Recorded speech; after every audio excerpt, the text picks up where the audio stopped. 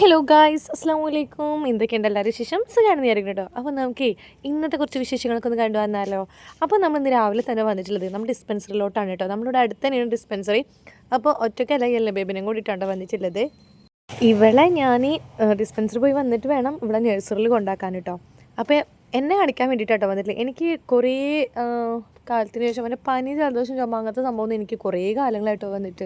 പക്ഷേ തലവേദന ഇടയ്ക്കിടയ്ക്ക് വരുന്നൊരു സംഭവമാണ്. എനിക്ക് തലവേദന വരുമ്പോൾ നല്ല വേദനയായിട്ടാണ് വരിക, ചെറിയ ചെറിയ വേദന ഒന്നും ആയിട്ടല്ല കേട്ടോ വരിക. ഇനിയിപ്പോൾ നീ ഞാൻ ഡോക്ടർ കാണിക്കാൻ ഞാൻ പോകാല്ല, കാരണം ഇപ്പോഴും തലവേദനയുടെ വേദന മരുന്നൊക്കെ എനിക്ക് വലിയ ഇഷ്ടമൊന്നുമില്ല. അതുകൊണ്ട് ഞാനങ്ങനെ ഡോക്ടറെ പോകുക, എല്ലാം മരുന്നേറ്റിൽ വേദന വന്നാണ് പൊതിച്ച് മുടി കിടക്കും, അല്ലെങ്കിൽ ഷോളുണ്ടോ അങ്ങനെ എന്തെങ്കിലുമൊക്കെ ആയിട്ട് ഇങ്ങനെ നടക്കും. അതാണ് ഞാൻ. അപ്പോൾ ഉമ്മാക്ക് ഭയങ്കര ചീത്ത പറയലേ, നീ ഇപ്പോൾ വെറുതെ ഇരിക്കണില്ലല്ലോ, അങ്ങനെയല്ലേ ഇങ്ങനെയല്ലേ തലവേദന കിടന്നാൽ ശരിയാവുന്നുണ്ടോ,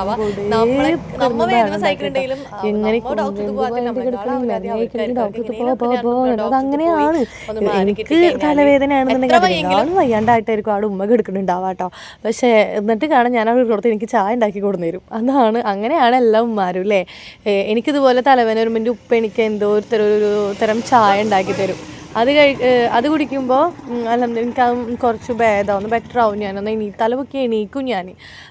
പക്ഷേ എന്താ പറയുക, അപ്പോൾ ഉമ്മയാണ് ചായ ഉണ്ടാക്കി കൊടുത്തു തന്നു. അങ്ങനെ എണീറ്റ് ഡോക്ടറെ പോയി, ഡോക്ടറെ പോയിട്ട് മരുന്നൊക്കെ ആയിട്ട് വന്നു. എന്നിട്ട് പിന്നെ ഞങ്ങൾ നേരെ കുറച്ച് പർച്ചേസിങ് ഉണ്ടായിരുന്നു. അപ്പോൾ എന്താണ് ഈ വഴിയെന്ന് വെച്ചാൽ ഒറ്റക്കല്ല കേട്ടോ, നമ്മുടെ ആദമുണ്ട് കൂടെ. ആദമിന് സ്കൂൾ വെക്കേഷൻ ആണല്ലോ. പിന്നെ നമ്മുടെ കൂടെ പാച്ചുണ്ട് കേട്ടോ. അപ്പോൾ ഞങ്ങൾ ഒരുമിച്ചിട്ടാണ് പോണത്. എവിടേക്കാണെന്ന് വെച്ചാൽ ചാവക്കാടേക്ക് ബസ്സൊന്നുമില്ല ഗൈസ്. ഞങ്ങൾ കുന്നംകുളത്തേക്കാണ് പോണത്. പക്ഷേ ചാവക്കാടേക്ക് ബസ്സില്ലാത്ത കാരണം ഞങ്ങൾ നടക്കാമെന്നാണ് തീരുമാനിച്ചു. മെഡിസിനൊക്കെ കഴിച്ച് ഒന്ന് ഉറങ്ങി എണീറ്റപ്പോൾ തലവേദനയൊക്കെ ഒന്ന് സെറ്റായി. അതുകൊണ്ടാണ് കേട്ടോ. പിന്നെ എന്തായാലും ഞാൻ പോയില്ലെങ്കിൽ ശരിയാവില്ല, എന്തായാലും സാധനം മേടിക്കണം. അപ്പോൾ പിന്നെ അങ്ങനെ കിടന്നാലും ശരിയാവില്ല. അപ്പോൾ പിന്നെ ഞങ്ങൾ നടന്നു കേട്ടോ. കുറേ മുത്തമ്മയിൽ ബസ്സിന് വെയിറ്റ് ചെയ്തു. പക്ഷേ ചാവക്കാടേക്ക് ബസ്സില്ലാത്ത കാരണം ഞങ്ങൾ ചാവക്കാട് നടക്കാമെന്ന് വിചാരിച്ചു. പക്ഷേ റോട്ടിൽ കൂടെ നടക്കാനും പറ്റില്ല, കാരണം നിറച്ചും പൊടിയാണ് റോഡ് പണി നടക്കണ കാരണം. അപ്പോൾ ഞങ്ങളിത് പുതിയ വഴി ഉണ്ടാക്കിയാൽ കൂടെ പടി. ഞാൻ ആദ്യമായിട്ട് പറഞ്ഞ് പാച്ചോളം ഇതിൻ്റെ ഉള്ളിൽ കൂടെ കൊടുന്നു കേട്ടോ. വണ്ടികളൊക്കെ പോകുന്നുണ്ട്. അപ്പോൾ പുതിയതായിട്ട് കണ്ടുപിടിച്ച പുതിയ റോട്ടിലൂടെ കേട്ടോ ഞങ്ങൾ വരുന്നത്. അപ്പോൾ ഇത് നേരെ പോയി കഴിഞ്ഞാൽ നമുക്കിനി മണത്തലിൻ്റെ അടുക്കാട്ട് എത്താം. പക്ഷേ നടന്നത് വർത്തമാനം പറഞ്ഞ് നടന്ന കാരണം പിന്നെ കാണാൻ നല്ല രസമുണ്ട്. ആദ്യമായിട്ടാണ് വരുന്നത്. അപ്പോൾ കാണുന്ന കുറച്ച് അത്ഭുതങ്ങളൊക്കെ ഇങ്ങനെ കണ്ടപ്പോൾ നല്ല രസം തോന്നിയപ്പോൾ ബോറടിക്കലുണ്ടായില്ല, കാലടച്ചിലുണ്ടായില്ല, പ്രശ്നങ്ങളൊന്നും തോന്നിയില്ല കേട്ടോ. അങ്ങനെ എന്തോരം മണ്ണ്. എന്നിട്ട് ഞാൻ പാച്ചിനോട് പറയണത്, പാച്ച് ഇവർക്ക് എവിടെ നിന്ന് ഇത്ര അധികം മണ്ണ് കിട്ടണമെന്ന് വെച്ച്. കാരണം അത്രത്തോളം ഹൈറ്റ് ഉണ്ട്. ഞാൻ ആദ്യമായിട്ടാണ് കാണുന്നത്. ഞമ്മ റോഡ് ഫ്രണ്ടിലുള്ള ബസ്സിൽ കൂടെ പോകുമ്പോൾ കാണുന്നത് തന്നെ, അല്ലാണ്ട് ഇങ്ങനെയൊന്നും ഞാൻ കണ്ടിട്ടില്ല കേട്ടോ. അത് കണ്ടപ്പോൾ എനിക്ക് ആകെ അതിശയിക്കാനും, ഇത്രയും ആകുമ്പോൾ എന്തോരം ഉണ്ടാവൂലേ, ആലോചിക്കാൻ വയ്യ. അങ്ങനെ ഞങ്ങളിതേ നടന്ന് എന്താ പറയുക, ഞാൻ പറഞ്ഞ പാച്ചു നമ്മൾ 5 മണിക്കെങ്കിലും വീട്ടിലെത്തുമോ എന്ന് വെച്ച്. അപ്പോൾ അതൊക്കെ നമുക്ക് എത്തുക, നമുക്ക് ഇവിടെ ഇപ്പം എത്താനായി. ഞാൻ എന്നിട്ട് അവരോട് കൂടെ അതിപ്പോൾ എവിടെ എത്തിണ്ടാവും ഇങ്ങനെ ചോദിക്കുകയാണ് കേട്ടോ. അത് നിലം പൊക്കി കൊണ്ടുവരുന്ന കാണുന്നത്. അതിനേക്കാളും ഹൈറ്റ് ഇതും ഹൈറ്റ് ഇനി വെക്കൂലേ. അപ്പോൾ എന്തോരം മണ്ണ് വേണമല്ലോ, എവിടെ നിന്നായിരിക്കും ഇത്രയധികം മണ്ണ്. ഇതൊക്കെ എന്തോ പുഴയായിരുന്നു എന്ന് തോന്നുന്നു. പുഴ തൂർത്തിട്ടാണ് സെറ്റാക്കി വരുന്നത്. അങ്ങനെ ഞങ്ങൾ ആദമിനും വലിയ ഞാൻ വിചാരിച്ചാൽ ആദമിന് വയ്യാണ്ടായിട്ട് ഞാൻ എടുക്കേണ്ട അവസ്ഥ വരുന്നു. പക്ഷെ അവന് മാഷാള്ള കുഴപ്പമൊന്നുമില്ല. അവനും എന്നെക്കാളും നന്നായിട്ട് എൻജോയ് ആയിട്ട് നടന്നു കേട്ടോ. പിന്നെ ഇങ്ങോട്ടൊക്കെ വന്നു കഴിഞ്ഞാലേ പെട്ടെന്ന് നമ്മൾ വിചാരിക്കും ഇവിടെ കാരിൽ കൊന്നിട്ടാൽ പോലും അറിയില്ല എന്ന്. ശരിയാണ്. പക്ഷേ ഇവിടെ വീടുകളൊക്കെ ഇഷ്ടം പോലെ വീടുകൾ, നമ്മൾ അടുത്ത് കൊടുത്തൊക്കെ വീടുകളുണ്ട് കേട്ടോ. കുറേ ആൾക്കാരുണ്ട്. പക്ഷേ വഴി കണ്ടാൽ നമുക്ക് അങ്ങനെ ഒരിക്കലും തോന്നില്ല. പിന്നെ ഒരുപാട് പണിക്കാരും പണികളും ഒക്കെ ആയിട്ട് നടക്കണം. പിന്നെ ഞാനൊരു കാര്യം വിചാരിച്ചിട്ടോ, ഈ വീട്ടിലൊക്കെ എങ്ങനെയായിരിക്കും ഫ്രണ്ടിൽ ഇരുന്ന് ചായ കുടിക്കാനൊക്കെ പറ്റുന്നത്, അല്ലെങ്കിൽ ഫ്രണ്ടിൽ എങ്ങനെ ഇരുന്ന് വർത്തമാനം പറയാൻ പറ്റുന്നത്. കാരണം എന്താണെന്ന് വെച്ചാൽ ഫുള്ള് പണിയല്ലേ, ഫുള്ളി മണ്ണ് കൂട്ടിയിട്ടിട്ടും ഫുൾ പൊടിയായിരിക്കും. അപ്പോൾ എങ്ങനെയായിരിക്കും പറ്റുന്നുണ്ടാവുക. അവിടെയാണെങ്കിൽ ഇഷ്ടംപോലെ വീടുകളുണ്ട് ഈ വഴിക്ക് വരണോടത്തൊക്കെ കേട്ടോ. പിന്നെ ഈ പുഴയാണ് തൂർത്തിട്ടാണ് ഇത്, മണ്ണൊക്കെ ഇട്ടിട്ട് സെറ്റാക്കിയിട്ടാണ് ഇവിടെ ഉള്ള ഒരു പുഴയാണ്. അതാണ് കേട്ടോ ഇത്. അപ്പോൾ ഇവിടെ എത്താനായി വെച്ചപ്പോൾ എത്താനായി താത്ത എന്ന് പറഞ്ഞു കേട്ടോ. അപ്പോൾ താത്ത എത്താനായി ചോദിക്കുമ്പോൾ പറയാം, താത്ത കുറച്ചും കൂടി ഉള്ളൂ എന്നറിയും. അങ്ങനെ പറഞ്ഞു താത്താട് ഞാൻ പറഞ്ഞാൽ ഇപ്പം എത്തും എത്തിയില്ല താത്ത എന്ന് പറഞ്ഞു. അപ്പം ശരിയാണ്, കുറച്ചും കൂടെ പക്ഷെ മറ്റോടത്തിനേക്കാളും നടക്കണേട്ടും ഇതാണ് നല്ലത് തോന്നുന്നു. ഞാൻ ഇതുവരെ ചാവക്കാടേക്ക് നടന്നു പോയിട്ടില്ല കേട്ടോ. ഞാൻ ആദ്യമായിട്ടാണ് ചാവക്കാടേക്ക് നടക്കുന്നത് കേട്ടോ. അങ്ങനെ നമ്മുടെ ഈ മണത്തല പാലത്തിൻ്റെ അടുത്ത് പിന്നെ നേരെ നമ്മുടെ സ്ഥിരം സ്പോട്ടായ അവിൽ മിൽക്ക് കടയിലേക്കാട്ടോ വന്നത്. നമ്മുടെ മണത്തല പാലത്തിൻ്റെ അവിടെ നിന്നാണ് കടന്നു കഴിഞ്ഞാൽ അവിൽ മിൽക്ക് കുടിക്കാം. പിന്നെ ഈ വഴി തന്നെയാണല്ലോ ബസ് കയറാൻ പോണത്. അപ്പം നമ്മൾ എന്ത് ചെയ്തു, അവിൽ മിൽക്ക് കുടിച്ച് കഴിഞ്ഞു നേരെ ബസ് കയറാൻ വേണ്ടി വന്നു നിന്നിട്ടോ. പിന്നെ ഇവിടെ ഒരു എന്താ പറയുക, ഞാൻ ക്ലാസ് കഴിഞ്ഞ് പോകുമ്പോൾ ഇങ്ങനെ കണ്ടു കഴിഞ്ഞാൽ നമ്മളിലുള്ളത് എന്തെങ്കിലും കൊടുത്തിട്ട് നമ്മൾ എന്തെങ്കിലും ഹെൽപ്പ് ചെയ്യും, അങ്ങനെ എന്തെങ്കിലുമൊക്കെ ഉണ്ടെങ്കിൽ ഞാൻ ഇട്ട് കൊടുക്കാറുണ്ട് കേട്ടോ. അപ്പോൾ എനിക്ക് ഈ ബസ്സിന് വേണ്ടി വെയിറ്റ് ചെയ്ത് നിൽക്കുകയാണ്. അപ്പോഴാണ് കണ്ടിട്ട്. അപ്പം ഞാൻ വിചാരിച്ച് എന്തായാലും മനുഷ്യന്മാരോരോ അവസ്ഥകൾ നോക്കിയേ.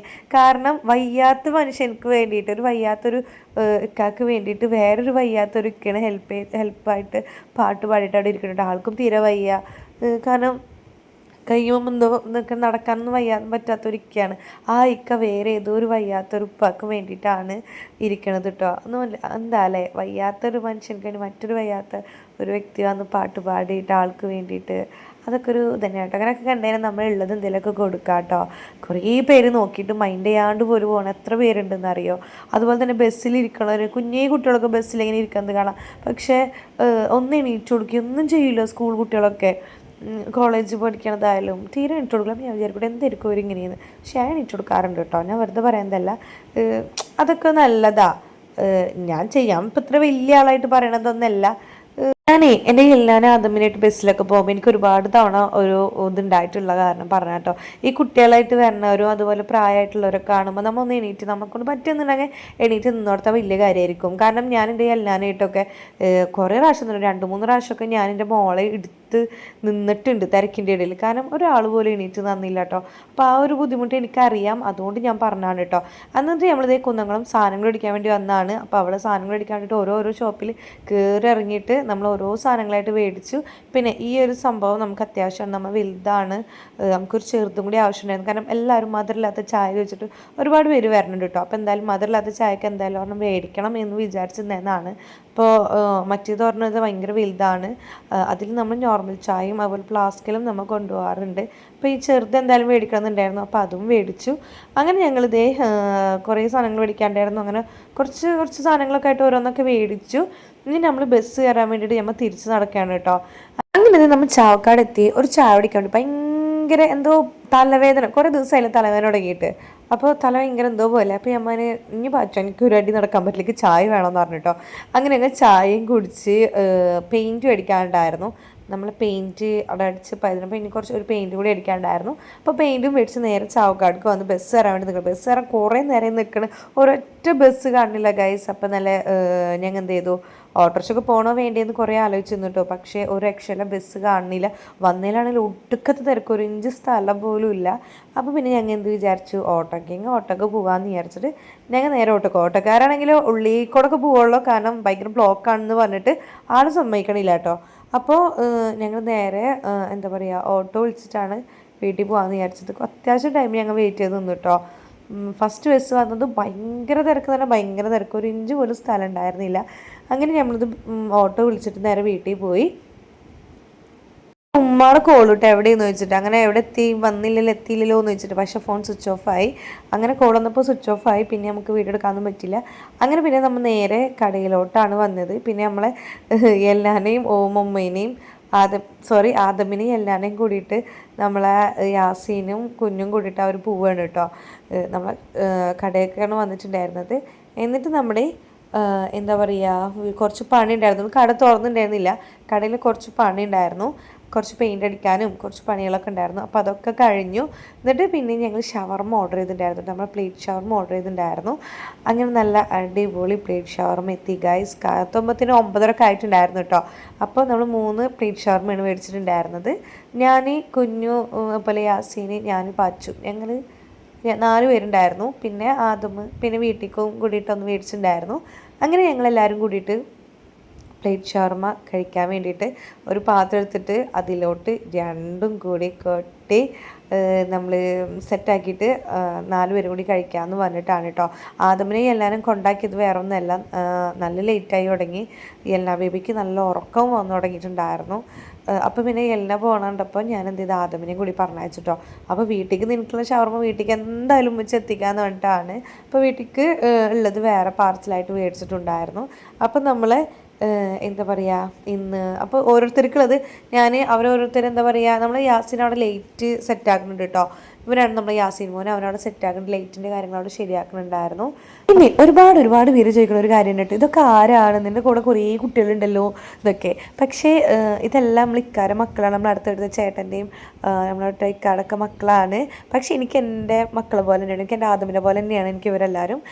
യാസീന്, ഹൈബില്, കുഞ്ഞു, റംസാൻ, ഈ 4 പേരും എനിക്ക് അവരോട് ഒരു ഇത് തോന്നിയിട്ടില്ല, കാരണം എൻ്റെ തന്നെയാണ്, കാരണം എൻ്റെ കൂടെ ഫുൾ ടൈം ഉണ്ടാവും അവർ. പിന്നെ ഇവൻ എൻ്റെ അനിയനാണ് കേട്ടോ.